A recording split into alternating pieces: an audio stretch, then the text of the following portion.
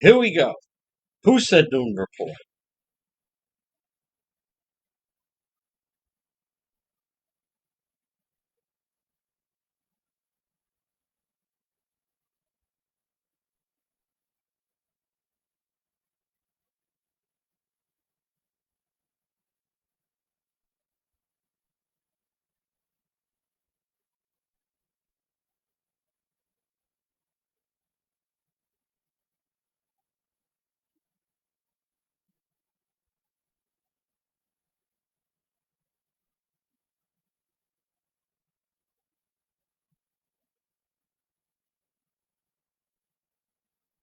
Here we go, one and all. Here I am. It is Juan. Yes, folks. Noon report live. Hola. I know we missed a good one this morning. Ugh, but it just happens. Can't be everywhere. Police can't be everywhere. I can't be everywhere. All right, it's 12:04. We're live on the radio 2 minutes. There's Lynn Miller. Miller's with us. Hey, Miller. There's Crystal. Martha Stamp. Hola. There's Brenda. Hi there, Wendy. Folks, share that you are watching. Thank you, Lynn Miller. Look at that. Steps right up. That's why she's fantastic.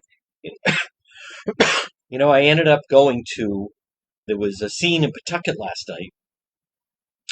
So this was last night. So we were with Ladybug, and then I went to Pawtucket. I left at 9:20, went around the area where there had been police.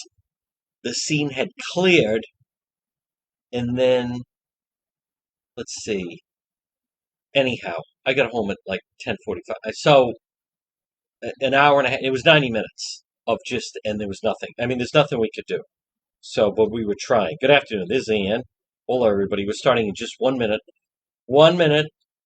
And then, so then you're up a little bit. And then, thank you, Ann. And then, that was highly unusual that the police were targeted at Warwick Mall this morning. And I did have a message sometime after 7, but one was it was early in the morning. I was asleep. So, and the Pawtucket thing, folks, that's what it's like sometimes. There's false alarms. We ran it down. Um, think of that. I left at 9:15, got home at quarter of 11, and had nothing to show for it. But it's just one of those things. So, not complaining, but as a result of being out late, I then missed the Target thing this morning, which I really would have loved. Oh, my goodness. All right, here we go. And 3 seconds. At 12:06 on what is, folks, just a top-down day, Chamber of Commerce Tuesday. It's Tuesday, not double shot Tuesday. No, excuse me. You're listening to the John DePetro Show. It's AM 1380 and 99.9 FM. I want to welcome everybody in that enjoys the noon report. Many people watch it on replay later, which is fine. Give you the top 4 stories as I see them at this noontime hour. In this portion of the program is brought to you by PR Landscape Materials and Garden Center. Native vegetables, corn, tomatoes, peppers, cucumbers, onions, zucchini, yellow squash. Folks, they're waiting for you. Debbie and Steve and Junior and Byron. They have a great Facebook page. Folks, shop local, quality merchandise. If you can plant it, they have fantastic deer-resistant arborvitaes. They have beautiful shrubs that would really look terrific around your property. PR Landscape Materials and Garden Center, and they do great business with their native vegetables. Corn, tomatoes, peppers, cucumbers. Stop in and see them. 3688 Quaker Lane in North Kingstown. Family-run business. Big supporters of the Chosen One. Stop in and see them at PR Landscape Materials and Garden Center. Well, folks, check out the website, DePetro.com. We have unique items, unique stories, unique video, original content. You can also get in touch with me that way. It's a happening at DePetro.com. You can also listen live to the radio show there at DePetro.com, which is brought by the Coesit Inn, 226 Coesit Avenue, West Warwick. I know David Sammartino recently had a Wonderful meal there. Not sure if he mentioned, hey, by the way, one of the reasons I'm here is because, I know you guys support the Chosen One. So you want to do that. And remember, at the Cowesett Inn, they're open 7 days a week. They also have the market now at Cowesett, which is fantastic. So it's right inside the restaurant. So you could just, someone asked me, can I go to the market without eating at the restaurant? Yes. Can I eat at the restaurant and then shop at the market? Yes, yes, yes, of course you can. The Cowesett Inn, 226 Cowesett Avenue in West Warwick. Now, first of all, before I touch on kind of what I see the lead story, I do want to say good afternoon. We have so many listeners. I get email of people in Massachusetts that have discovered the radio program, and they kind of stumble into it a little bit and realize that I was talking with someone yesterday about the state of Boston Talk Radio, of which I was part of at one time, but it has really become, it's all just like everything national and Republican national type of topics. And my only point is, there's so many other places you can get that. So I've talked about in the past that I'm somewhat amazed that there's a big story in Massachusetts, but you'd never know it because the talk hosts that are on are all just doing, the hunters laptops. So I appreciate that, and I keep hearing from more and more people, whether they're in Uxbridge or whether they're in Bellingham or in and around the Worcester area, and others that, hey, I was flipping the dial and suddenly I heard you, and then it's very, very nice of a group in Rentham that now put on the program while they're having lunch. So good afternoon to them, um, as they, I guess they eat at the same time, noontime. So anyhow, yes, we are here. We start at 11, and then this is the noon report, and then the program continues till 1. But I want to touch on, I do include, Rhode Island stories predominantly, admittedly, national stories, obviously, but Massachusetts stories. But Rhode Island right now, Congressman David Cicilline left, and the primary is 2 weeks from today. And I'll tell you, today is all day, Tuesday, August 22nd. The primary is the 5th. Early voting has already started. The campaign that is really desperate right now is Lieutenant Governor Sabina Matos. And she is not going to win. And she knows she's not going to win unless something dramatically changes. The lieutenant governor's not going to win. But I'll tell you just what a lousy campaign she has run. I also would argue, by the way, that I believe, to use an analogy, like the Vice President Harris, she's really not Kamala Harris, the VP. She's not an impressive individual. She's not. She wasn't a great senator. She ran a terrible campaign for president.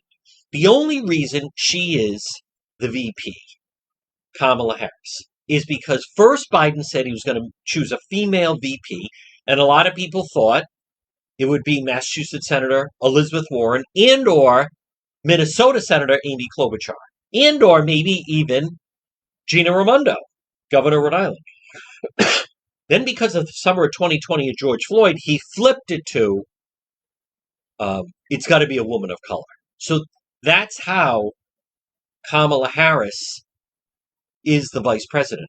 But you should never mistake and Donna Perry states this well, and she's coming up next hour, Kamala Harris really the VP. She was almost a creation of the media. She was almost, Michelle Obama won't run, but, and everyone loves Beyonce, so we have her. And she's had terrible turnover. She's ineffective. She's terrible on her feet. She has that annoying, nervous laugh and just laughs at everything. But you have to come back to why someone was chosen. And I actually want to give an example. A lot of people, this isn't getting a lot of coverage, but there's a young man from East Greenwich, originally from East Greenwich, then went to Syracuse, Nolan Cooney. And I know his family. He was friendly with my son growing up. They went to the same high school. They graduated. And Nolan Cooney it's so remarkable. Yesterday was announced that he will be the punter for the Arizona Cardinals. So now, and I was talking to another friend of mine last night, and I said, of all the guys I knew in Edgewood, and there were some great athletes and people that played professional sports. The Bennetts played hockey. Uh, Mike Stenhouse played baseball, and all the people from Hendricken. I can't recall a Rhode Islander who then actually became a punter on an NFL team. It's so competitive, and you have to have continual drive, and you get cut, and you get picked up off waivers, and then you get cut again, and then you have to go into training camp and compete for the job. My point is, it's highly, highly competitive. It's so competitive. In order for him to be the punter, and this is going on at NFL camps all over the country, by the way, where it's the Patriots or the Packers. This case, it's the Cardinals. They had to cut the other punter. So it's so competitive that they bring two punters into camp and basically say, listen, one of you is going to get the slot and the other one's going to get cut. Well, the other one got cut. And that's what brings me to Lieutenant Governor Sabina Matos. One of the reasons her campaign is in ruins, Lieutenant Governor Sabina Matos, who went yesterday to Block Island, complete waste of trip. She wasn't doing anything. She was dressed like, I don't know what, like someone going shopping at the mall, not as the lieutenant governor. Oh, it's Block Island. I'll wear jeans but she was never impressive. The only reason she was chosen was McKee said, okay, I'm going to pick, first he said, I'm going to pick someone, a Latino, and he was going to pick James Diosa, the mayor of, at the time, Central Falls. Then he pivoted back and said, hey, wait a minute, maybe I'll pick a woman on the ticket because Nellie Gorbea was going to run against him. And folks, and that's how he settled with Sabina Matos. She hasn't done anything impressive. When she was the head of the city council, in Providence, she supported defunding the police. She did one debate last year, primary for lieutenant governor. She was so horrible, they canceled the rest of her debates. Then she lost day of voting to Aaron Gukian. My point is, she's also the one involved with the signature scandal. And there's 2 weeks to go, and they see where the numbers are. And they see they're going to lose to Aaron Regenberg.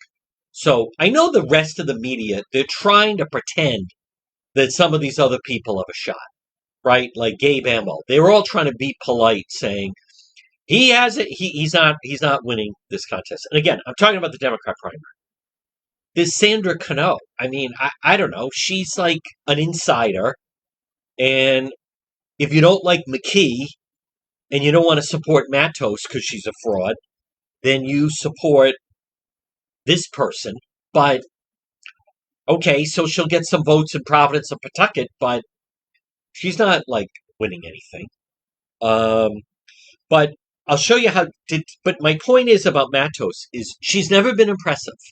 When I've covered her at press conferences and everything, she's not impressive. She didn't get there through merit. This is what happens when you just pick someone because it'll look good. Because she's a Latina, right? Like no one should be surprised that Kamala Harris is less than adequate. Is because she wasn't chosen on merit. If you were going to choose someone truly on leadership, accomplishments, ideas, concepts, work ethic, you wouldn't have chosen Kamala Harris. And by the way, the same goes for Sabina Matos. Her idea is, and I'm going to actually put that, so her idea of she moved into CD1 because she lives in CD2. Is she sleeping on her sister's couch in CD1? She's not bright. And the people around her are not bright. Like they thought that's a good idea. Oh, I moved into CD1. Oh, you did? Yes. Yeah, I'm sleeping on my sister's couch. I mean, it's just foolish is what it is. So, but later, in just a little while, I noticed they're doing it, believing obviously that I can't make it. But so this guy, Nick Audiello, he ran for the CD1 seat. I don't think I know him. He worked for Raimondo. He's one of those people. He's just, I don't, he's like, how can I don't want to be cruel here because I don't know him, but to say milk toast is, he's so, he's so unimpressive. He's just so unimpressive. It's like no one has the guts to tell this guy, like, this guy, Nick Audiello, he ran for state senate, District 5, in 2018, and came in third. So what does he decide to do? Oh, I'll run for Congress then. He doesn't even live in the district, which is even more comical. So this guy ran for CD1. The campaign, of course, went nowhere. He then, for whatever reason, went to Ukraine back in the spring. He then withdrew from the race. So this guy, Nick Audiello, not Dino Audiello, who's on the city council, I think city council president in North Providence, but Nick Audiello, he's going to hold a press conference on this afternoon with Lieutenant Governor Sabina Matos, suggesting people should exit the race. So what is so absurd about this, how tone deaf these individuals are, is you're going to have Nick Audiello, who could not, hear me out, he couldn't get to 1%. He could not get to 1%. He started in the race at 0%, and he ended at 0%. Then he comes out with an endorsement of Matos. He doesn't even live in Congressional District 1, which is Woonsocket, Cumberland, Lincoln, parts of Providence, and then it goes East Bay, Newport, even into Jamestown. So he couldn't make it that. He exits the race and endorses her. And now the two of them together are going to hold a press briefing, encouraging other people to leave the race. Neither one of them live in the district. See, but it's very insightful how their simpleton minds think. Sabina Matos, the reason why she thinks other people should leave is she did win lieutenant governor last year, but the only reason she won is because it was McKee Matos, and the people that were collecting ballots for him collected ballots for her, since, it's like you're running to the store, you're going to get a loaf of bread, you might as well pick up the milk. So, but that's the only reason. She can't raise money. She is using her 13-year-old daughter in a commercial about abortion, which is, she's running commercials about abortion. Her position on abortion is exactly the same as the other Democrats run. Exactly the same. But the only reason she's doing it is in order to get the endorsement from Emily's list. She agreed to include her 13-year-old daughter in the spot. This is someone, Sabina Matos, lieutenant governor. I don't remember the last time I saw such an inept, it's the worst campaign we've seen in a while. Now, as much as I say that, Matt Brown ran a pretty lousy campaign last fall as he was trying to win the Democrat nomination. But, I mean, she's got money. They've been spending PAC money and $800,000. The congressman come in from New York, woman of color. So now Matos, who really doesn't live in Congressional District 1, and Nick Audiello, not Mattiello, Nick Audiello, who doesn't live in the district, they're going to call on people to leave the race who do live in the district. So there's two people specifically they're targeting. One is this guy, John Gonzalez. He lives in Providence. I think he'd like to run for mayor someday. he's not going to win, but they want him out because then any vote he's getting is not going to Matos. And then there's this person, her name is Anna Quezada. She's a state senator. She's another one. She has no shot. But the Matos people say she's hurting her. But what is really killing Sabina Matos is also now this Sandra Cano, or Cano, whatever pronounce it, who is cannibalizing her vote and really going to hurt her in Pawtucket. So that's what's going on. But so the next 2 weeks, this should be interesting because Matos isn't strong.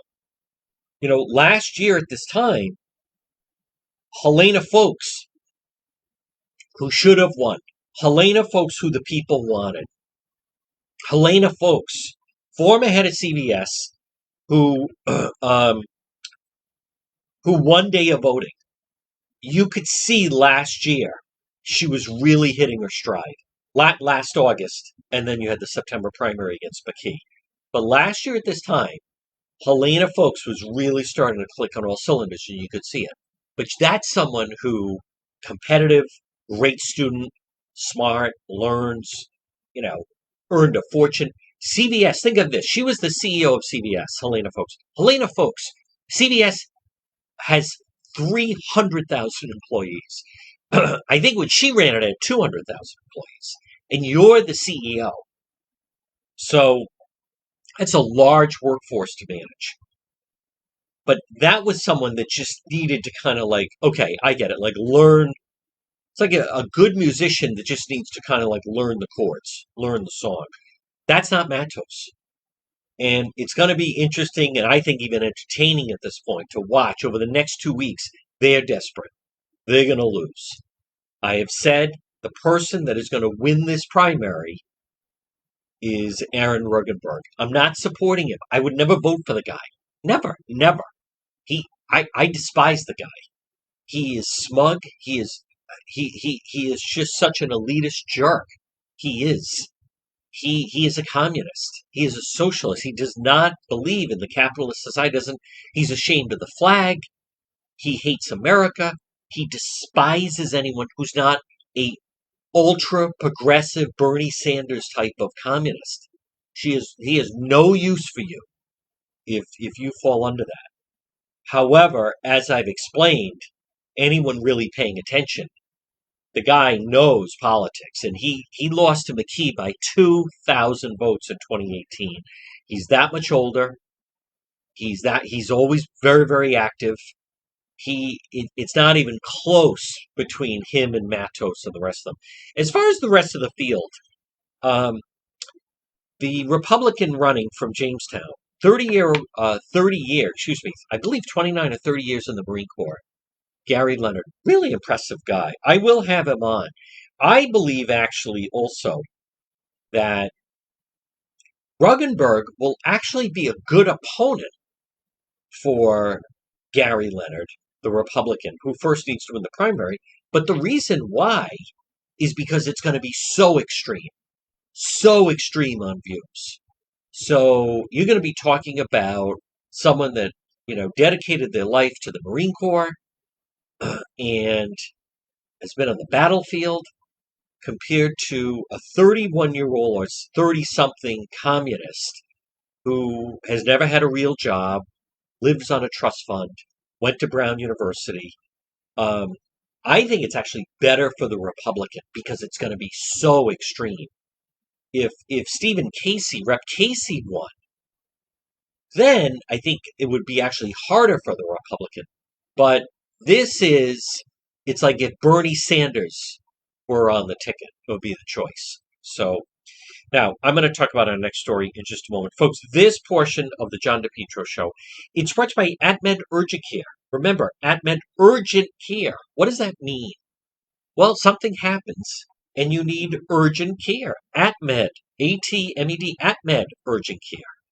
2 locations, walk-in, 1524 Atwood Avenue, Johnston, right in the Atwood Medical Center, and 5750 Post Road, East Greenwich, right across from Felicia's. When you need urgent care, something happens, you urgently need medical help. AtMed Urgent Care, they're open 7 days a week. They have doctors and nurses, especially in the Atwood Medical Building, AtMed Urgent Care. Now, admittedly, I have used both facilities when I was in need of urgent care. AtMed Urgent Care, and it was first rate, and it was terrific. And you know what's interesting is, and I was telling someone there just the other day, at different times, I've had people thank me for telling them about a restaurant, or thank me for telling them about various, people. Thank you for telling us about J. Perry Paving. They did a great job in the driveway. But what's interesting about AtMed Urgent Care is I've actually had people say, my God, my grandmother was in distress. We didn't know what to do. We quickly thought of you and we brought her to AtMed and they saved her life. And that is different. Folks, AtMed Urgent Care, 7 days a week and much faster than an emergency room. Folks, good afternoon. You're listening to the John DePetro Show. It's AM 1380 and 99.9 FM. This portion of our program is brought to you by Ryan's Appliance Repair. Ryan's another one. When your appliance is dying, do you have any appliance in your home that's not working properly? My question is why? Call Ryan's Appliance Repair. He comes to your home. He'll repair it. Washing machine, dryer, stove, oven, refrigerator, microwave, garbage disposal, Ryan's Appliance Repair. We had a clothes dryer. It was working. I actually received an email from someone that said, can you tell me, our dryer gave out a few months ago. We've been going to, we hang them outside. We go to a laundromat. Okay, those are options, or you could just call Ryan's Appliance Repair, 401-710-7096. And Ryan has told me when he's gone into different homes, sometimes he ends up fixing like 3 appliances. And he does it so quickly and masterful. I just said 2 weeks ago, our washing machine, the knob that you turn was stripped. Did I try to fix it? No. Did I go out and buy a new one? There's no need. So what did I do? I called Ryan's Appliance Repair. I took a screenshot of the serial number. I took a screenshot of the knob, and then he showed up a few days later, and it's working fine. Ryan's Appliance Repair, 401-710-7096. Now, I want to touch on this story. The local media loves it, and I think it's being distorted. And as a matter of fact, I know it's being distorted. By the way, before I touch on this, police search for suspect broke into Appleson Target Warwick Mall. What time was that? It was so early this morning, we missed it. We don't know what time they went in. Police were there at 5 o'clock in the morning, but we don't know what time. And it's a large building, so they thought maybe the person was hiding in front.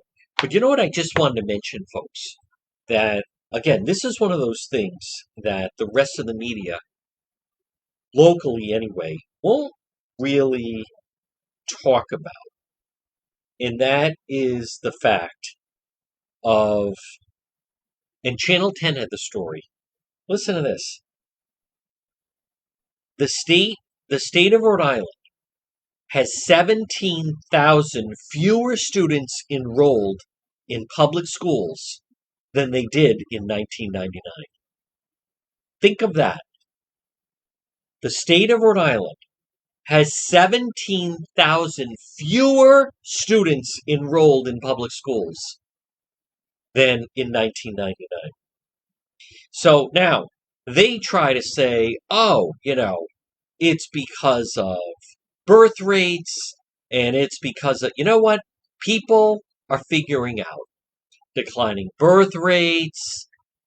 People are finding out, and they really saw it during the pandemic. The public school system as we have it is a failure. There's a few exceptions. The children that do well in public schools are children that would do well anywhere. What do I mean by that? I'm going to use Barrington as an example. Barrington is an affluent town. Barrington has 2 family households. Barrington has college-educated individuals. When you take a student whose parents are college educated, and it's a 2-parent home, traditionally that child does better in school. So what I mean by that, it doesn't mean Barrington has better teachers. Barrington has better pupils that are coming in. better pupils. But like anything else, when you have lack of competition, you don't get the best result. I thought one of the best contributions in the 2012 election was when then Republican candidate Mitt Romney held up a shoebox. I'm holding up one right now. Folks, think of your cell phone. If there was, and Mitt Romney made a great point. He said, if the government, what if there was no competition? If there was no, think of the competition for cell phones and why they're always improving and getting better than this one and Android and Apple. And if the government ran it, he held up, do you remember the early cell phones? I remember when I moved to New York, one of the gifts I got was one of those cell phones. It was like the size of a shoebox. And it wasn't that great, but it was something. And you used to plug it into the cigarette lighter. And I didn't use it that much because it wasn't that effective. You'd use payphones. But my point is, those early cell phones, that's the public schools. Anything without competition. So Warwick closed 2 schools. They need to continue to close schools. How about Warwick? In 1999, Warwick had 12,000 students. This year, Warwick has 8,000, 4,000 fewer. You don't need all those teachers. You don't need all those schools. Folks, but the teachers' unions run things. How about Providence? In 1998, Providence had 26,000 students. Last year, 20,000. 6,000 less. And then it goes on and on. You need competition. People are also realizing the failure of the public schools and the amount of money that the schools take out of your city-town budget. It's ludicrous. That's another reason why people move out of certain communities. Certainly is, what's the point? You're retired, you're older. And I remember one point in Warwick, the 66 cents of every dollar went to the schools, at least, sometimes higher. So in 1998, 154,000 public school students, now 137. Now, the only thing that's keeping people in is the charter schools. But I want to touch on this situation regarding what you're hearing about is public beach access, because it's not really being presented properly. Because this is one of those situations that the media doesn't fully flesh out what the problem is. But I'm going to explain what it is. And we've talked about it a little bit, but this is another example of it. But folks, this portion of the program brought to you by AJ Drywall, Plasters, and Home Improvement. Call them today, 401-323-9252. Do you need good drywall, plasters, home improvement, frame to finish basements? I share their Facebook page. They do tremendous work. Why not have a real home office? Or why not redo your basement? A lot of people are saying, I don't know if I'm going to move. There's no inventory. So people are adding on in-law apartments or doing different things and adding on so then they can just stay in their own home. Acoustical ceilings, they can do a new home. They do additions, commercial, rehabs, painting, remodeling. AJ Drywall, Plasters, and Home Improvement. Call them today, 401-323-9252. Free quote, serving Rhode Island and Southeastern Mass. It's AJ Drywall, Plasters, and Home Improvement. So Channel 10 and 12, but they have this story that in North Kingstown, and the media loves this. The Providence Journal, the Boston Globe, they love these stories where they say, and here's the headline with Channel 10, beachfront brawl. North Kingstown homeowner arrested, altercation over a public beach access. That's not what's going on. Think, and I'll explain what it is. See, even this, public beach access, that's not what this is. It's shoreline access. Shoreline access. And I will explain. Growing up, I'll just give a couple beaches of examples. The Dunes Club in Narragansett, okay? So you're at Narragansett Pier Beach, Town Beach. And then you walk to the left, and then there's the Dunes Club. Now, the Dunes Club is private. The Dunes Club, in the past, Of course, you can walk along the water, and they would say you could come up to the high tide, excuse me, the high tide part. So you could obviously walk along the shoreline, but what you can't do in the past now is you can't put down your towel and blanket and umbrella and chair and plop yourself down, because in the past that belonged to the Dunes Club. You could walk all the way along the shore. If you go to South County and you go into the Matunic area, and then there's Green Hill, and then there's Charlestown, and then you can walk all the way along the shore. Now, there were private beach clubs along the shore, but it used to be, yeah, you can walk along the beach. You can walk along there, but you can't then just go up and put down, your chair and umbrella. Another good example is Bailey's Beach in Newport.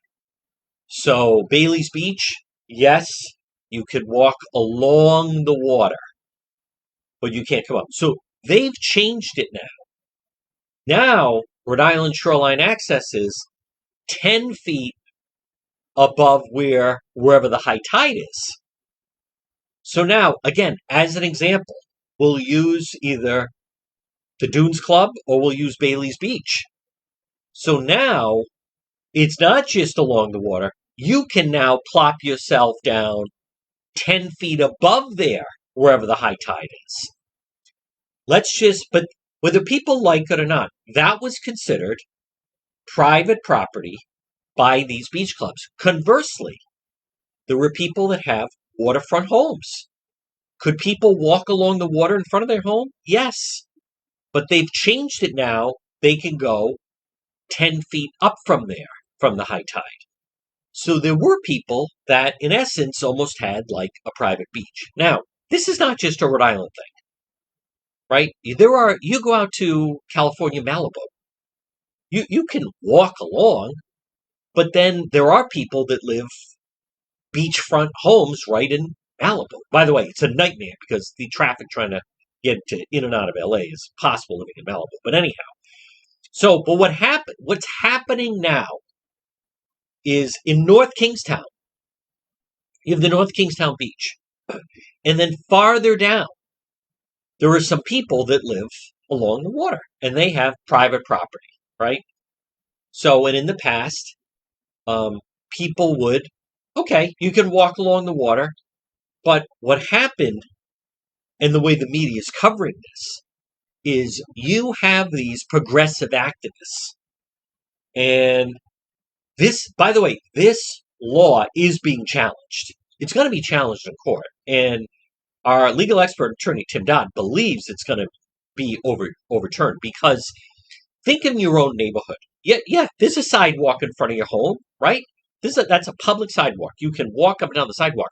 What they're saying now is, okay, now you can also go into someone's yard 5 feet into the yard.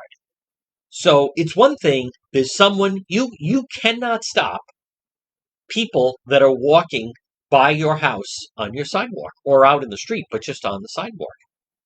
But now what if they start, now they can also walk on your grass or your backyard, right? Wherever your backyard property is. So that's what it's coming to. But here's what's going on with these people on the water is the progressive activists who, and never forget, Bernie Sanders, Aaron Regenberg, AOC, like the extreme progressives, the far left. Never forget, they don't believe in private property. They don't believe in that. Remember, the communist mindset is there's no such thing as private property. Everything belongs to the government. Everything belongs to everybody. So they have a problem with the entire concept that someone has private property. They don't believe in it. It's so what they're doing is, so you have this entire North Kingstown Beach. And by the way, I don't know this guy in NK, but so they live down on the end. And if you've ever seen, no matter where you are, as you get closer to the end, the shoreline gets shorter, right? So so this guy who did the interview with Channel 10, does he sit in the middle at the beach? No. Does he sit on the other side? You go to the beach, you decide where you're going to sit. No, he decided, no, we're going to sit right in front of this guy's house.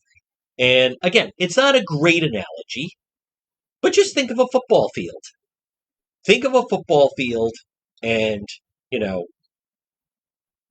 the 10-yard line to the other 10-yard line. There's this wide open space. What these activists are doing is a homeowner lives in the end zone. So these people say, I could sit on the 50, or I could sit on the 40. There's no one on the beach. I could sit on the 30-yard line. No. I'm going to sit right in the end zone. Nope. I'm going to sit right there and stick it to this guy because he thinks it's private property and blah, blah. That's what's going on. And it's going on at different places. That there are people that are now antagonizing people that have it. But it's all the progressives. It's all the progressives. And I think it will be overturned. The coverage of this is all someone was minding their own business and they just went to the beach and then someone came storming along, just like that jerk in Middletown. They're confusing. I lived for a period of time that right near us was a right-of-way where there was a fence and it was a community thing and people in the community knew the combination, whatever, but you went through. And so there was a path down to the water and it was a public access right-of-way. And really wasn't a big deal. But that's not what this is. The media is calling this, as Channel 10 does, as public beach access. That's not what this is. This is shoreline. This is shoreline. So, and the shoreline depends on the tide, because then it's 10 feet up from where the tide is. So, and actually, it might even be higher than that as I think of it. But that's what's going on. And there are some parts of a beach. I had a relative that lived on the water years ago. And when it was high tide, the water went right. She had a wall because the water went right up to the wall. So when it was high tide, you really couldn't even walk by her home. And then out in front was kind of like her so-called beach area in Warwick Neck. But this goes beyond it.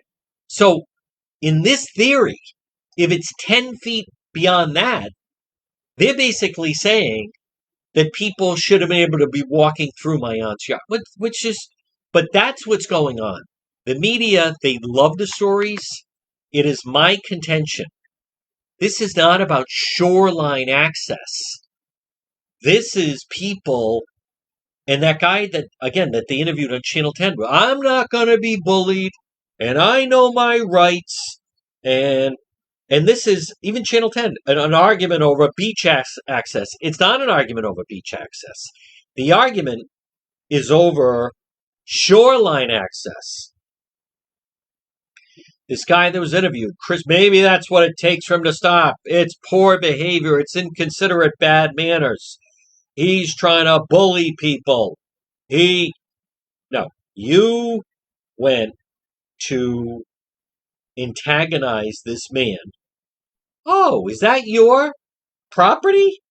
Oh, did you think that this is your private property? Well, guess what? Boom. Here's where we're going to sit. Folks, I've told the story over the years. It was a while ago now. But I remember it was quite some time ago, but I had, a day off and I was going to meet some family at the beach and I got there early. I thought, you know what? They're not going to come till later. I have a good book. I have a cigar. I think I had some brew. I'm going to get there really early and then just enjoy. And then when they come and blah, blah, blah. So I get to the beach literally 10 o'clock in the morning, which I know for some people it's not, but for me it was early. So when I got there, there was no one there. There was no one there. It was great. And I sat all the way down in the end. So not only is the beach wide open, I'm then sitting on an end. Within 15 minutes, 20 minutes, I'll never forget. This woman comes with three bratty kids. The entire beach is open. She sits right down next to me. Doesn't even like totally unaware of here's a man sitting quietly reading a book. And then, but we're going to plop down right next to him. Right. So about 10 minutes after, I then put in my earplugs because then I'm listening to music because then the kids are loud. First, I'm thinking, should I move? I'll be like, no, maybe, whatever. Maybe they won't be here that long. Maybe something will happen. Then suddenly she's in front of me and says, excuse me, your cigar smoke is bothering me and my children. Like, that was, hey, lady, do you see all that sand over there? So I come sit down here. I'm not bothering anyone. I am reading a book. I have headphones in, listening to smooth jazz. I am enjoying a nice Davidoff cigar. You come and sit right next to me, and now my cigar smoke is like just the complete oblivious to, oh, is it? It's bothering you? Is the book bothering you too? Listen, lady, what is your, like, but that's what you're dealing with. Like these people, an entire beach. No. We're going to go sit where it says private property. That's where we're going to sit, is where it says private property. And then if he comes out, I know my rights and blah, blah, blah. And, folks, this portion of the John DePetro Show, speaking of J. Perry Paving, you want to really improve the look of your property. This is the time of year to do it. J. Perry Paving, high quality, fair pricing, exceptional service, 20 years experience, specialized commercial paving, residential paving, seal coating patios. Call them today. Free quote, letter J, J. Perry Paving, 401-732-1730. 401-732-1730, letter J, J. Perry Paving. Now, you can also find them on Facebook. I share their Facebook work. It's fantastic. J. Perry Paving, licensed and insured contracted company, committed to meeting their clients' needs, no matter how big, how small, whether it's a brand new project or just a cracked driveway. Affordable, smooth, safe to drive on, aesthetically appealing.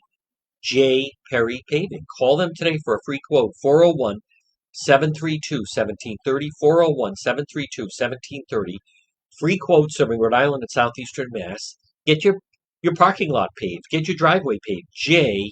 Letter J. J. Perry Paving. Well, folks, good afternoon. You're listening to the John DePetro Show.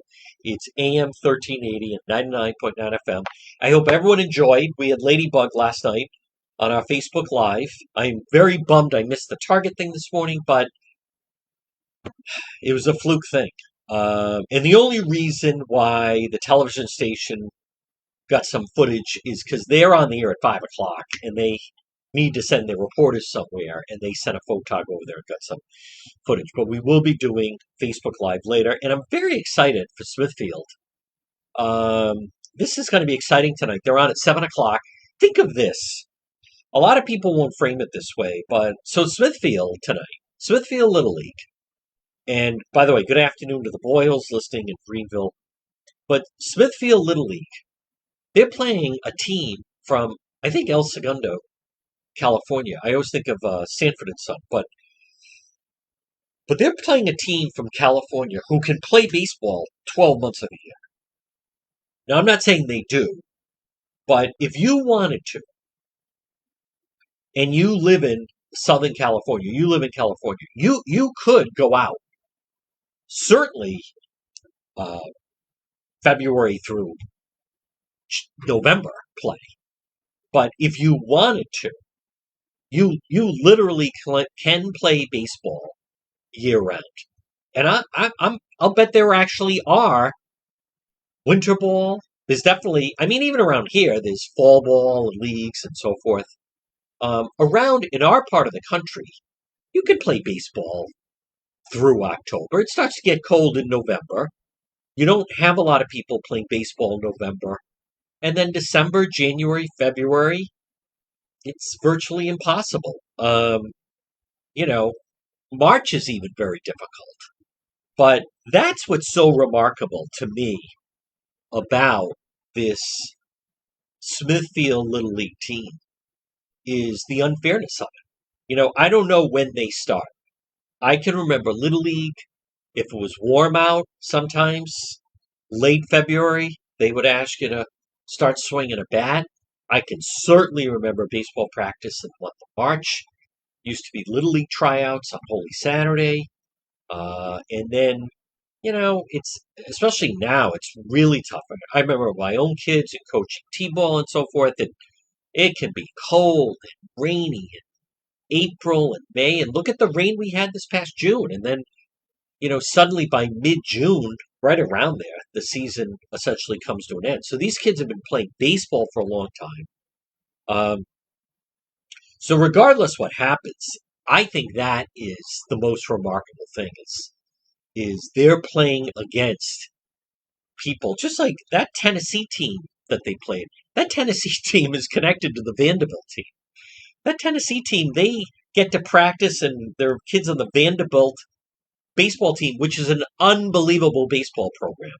One of the top baseball college programs in America is the Vanderbilt program. They're a baseball school the way that Alabama is a football factory, or Michigan. So the fact that those kids have access to those players is remarkable. And there was, Smithfield, a couple hits here and there. It's tough. They're young kids. You want them to enjoy it. Seems like they're having a good time. But tonight, 7 o'clock on ESPN, that is very, very exciting. But folks, the other story that I did want to mention, and I won't go on that long, and it's not getting the type of attention, but it shouldn't be ignored. And that is, it started a year ago. I'll say this. I know Commerce Secretary Raimondo, former Governor Raimondo, certainly not popular. Heading to China, though, that's big. She's going to get a lot of media attention. Gina Raimondo, whether people like it or not, she's a political animal. She is fiercely competitive. From Smithfield, by the way. She is already laying the groundwork that if something happens and Biden's not running, she wants in on the mix. So I recognize around here, there's a lot of disdain for her. But if you're Raimondo and you see the governor of California, Gavin Newsom, Mr. Lockdown, and then you see Bernie Sanders, and you see Elizabeth Warren, and more importantly, you see Kamala Harris. On the Democrat side, if you're Raimondo and you see that the potential frontrunners are Amy Klobuchar, Kamala Harris, and the governor of California, you're not feeling like you're out of your league. You're not feeling like I can't compete with them. And for anyone that dislikes Commerce Secretary Raimondo, and I have as much reason as anybody, but the question you have to ask is not, I know there's so many people who would never vote for her, but the question is, look at who the competition is. So, because if you put her on a debate stage with the individuals that I just mentioned, is there anyone that really believes she would not, someone like a Kamala Harris, totally clean her clock? It's not even close. But this CBS story is something to watch. Last fall, in a bit of desperation, Rhode Island Governor Dan McKee ran ads saying that CVS, third largest employer in the state, headquartered in Woonsocket, that CVS was, quote, pumping opioids into the homes of Rhode Islanders. I said then, that did not go over well at all. Rhode Island ties? What Rhode Island ties? The Rhode Island ties to CVS was Tom Ryan went to CVS Pharmacy, or URI for pharmacy, and then that's why it was headquartered. And then Helena Folks from Rhode Island. And then Larry Merlin. The Rhode Island connection is gone. During the pandemic, Raimondo, for whatever you think of her, she used that leverage, and Rhode Island was one of the first states you could do testing in conjunction with CVS. CVS is announcing they're cutting jobs, and they're cutting back. So, boom, right away, at least 200 jobs out of Rhode Island. And I'm hearing more. McKee, remember, as Justin Katz has said, Governor McKee, and I've tried to explain to people, I don't think people fully recognize the damage that this guy is doing. He is completely, we just haven't had such a business unfriendly governor. Chafee was a nitwit, true. Raimondo was trying to work with business, maybe not the extent she should. Kachiri was definitely pro-business. Lincoln Almond said, I won't help you, but I won't let anybody shake you down. But McKee, as we've said, his idea of business is you want to do business here, it's pay to play. You got to pay and donate to my campaign if you want to do business in this town. Period. Period. End of story. If you want to do business here, that's why there's no other explanation. He shows up, and it's all been documented, shows up for lunch at the Capitol Grill with, of all people, his sleazy fundraising head, Shahazian. And, oh, did the lobbyist write the check? And, okay, you guys have the checks? Okay, I guess I could sit and have a salad. I mean, it is the definition of pay to play. And if you're someone like CVS, where you have North Carolina knocking on your door, you have Austin, Texas knocking on your door, you have Jacksonville, Florida knocking on your door, because of someone like Governor McKee, I'm not saying tomorrow, but it's a matter of time, the amount of jobs from CVS Woonsocket, it's going to get smaller and smaller. Big corporations don't like to get shaken down. Folks, you're listening to the John DePetro Show. Here's what we're going to do. We're going to break for the 1 o'clock news. We have another full hour to go. Donna Perry joins us next to talk about that big GOP debate. We will be doing Facebook Live later. First one on the scene live stream. Right now, though, let's break, get you up to speed with the 1 o'clock news on the John DePetro Show.